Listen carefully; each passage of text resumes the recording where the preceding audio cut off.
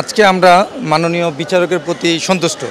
উনি প্রায় 30 মিনিটের উপরে ধরে আমাদের আইনজীবীদের আইনজীবী ছিলেন 20 জনের মতো সবার বক্তব্য শুনছেন। শুনে যা বুঝলাম উনি আমাদের শুনানির উপর সন্তুষ্ট। মামাকে বাদীপক্ষ মামা বক্তব্য দিলেন, সন্তুষ্ট হয়ে উনি 20 তারিখ 20/10 রায়ের দিন ধার্য করছে। আমরা বিশ্বাস করি যে আজকে যে শুনানি হয়েছে, আজকে যে মাননীয় বিচারক মহোদয় ছিলেন, উনি বুঝতে পারতেছেন যে তিনটা প্রতিবেদন যে জমা দিয়েছে ওখানে প্রহসনমূলক প্রতিবেদন ছিল।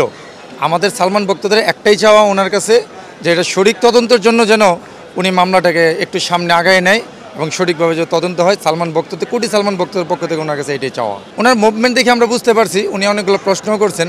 ওনার প্রশ্নতেই বুঝতে পারছি যে উনিও ইন্টারেস্টেড এই মামলাটা কেন ঝুলন্ত অবস্থায় আছে বা মামলাটা কেন এমন কিছু হইতেছে, বারবার এটা নাকচ করে দিতেছে আদালত থেকে। শিওর যে উনি এটা আবারও তদন্তের জন্য যে কোনো একটা সংস্থাকে দিবেন বা সুন্দর একটা রায় বের হয়ে আসবে ওনার তদন্তের মাধ্যমে বা ওনার সহযোগিতায়।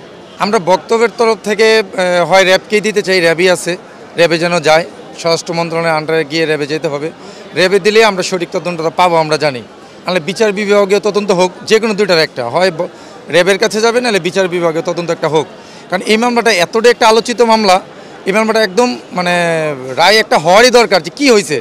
যাই হয়েছে আমরা সঠিকটা স্বচ্ছ আয়নার মতো দেখতে চাই, ওই ধূম্রজালের মতো কিছু দেখতে চাই না।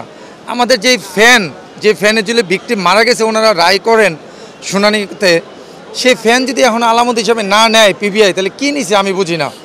তিনটা সংস্থা যে ফ্যান যদি ঝুলে মারা যায়, ফ্যান নিবে না ওনারা তো এটা নিবে, আমলে নিয়ে এটা করে শপথ করবে। এটা তো নেয় না, এটা তো এখনও সালমান শাহ ভবনে আছে।